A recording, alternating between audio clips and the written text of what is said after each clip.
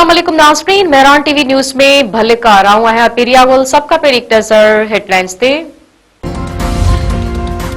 पाकिस्तान जो अफगानिस्तान में दहशतगर्दन के भरपूर जवाब पक्तिकाई नंगरहार सूबन में 7 ठिकाणन की निशानों बनाया वियो। फेज़ाई हमलन में दहशतगर्दन जो इंफ्रास्ट्रक्चर मुकम्मल तौर तबाह, कार्रवाइन में मारिजी वियल दहशतगर्दन जो तादाद वाज़े न थी सघियो। इतलात वारी वज़ारत चयो आहे त अफगानिस्तान में दहशतगर्दन जे ठिकाणन के कामयाबी सां निशानो बणायो वियो। पाकिस्तान अंदर ताज़न हमलन में अफगान सरजमीन इस्तेमाल थी। अफगानिस्तान में मौजूद दहशतगर्द क़यादत हमला कराया। पंहिंजे बयान में इतलात वारी वज़ारत वधीक चयो आहे त पाकिस्तानियुनि जी सलामती पहिरीं तरजीह आहे।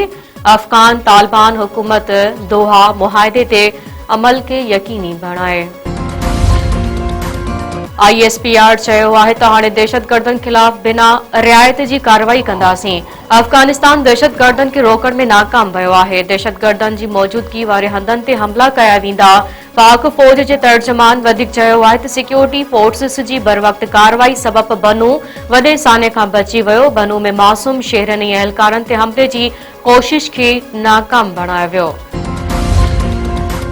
गवर्नर सिंध कामरान टिसोरी तकरारी बयानन बाद 45 ॾींहं जे मोकल ते रवानो। गवर्नर हाउस जी पधराई मूजिब गवर्नर सिंध तिबी सबबनि जे करे मोकल ते रवानो थी वियो आहे। गवर्नर सिंध जी मोकल दौरान स्पीकर अवैस कादिर शाह फर्ज़ सरअंजाम ॾींदो।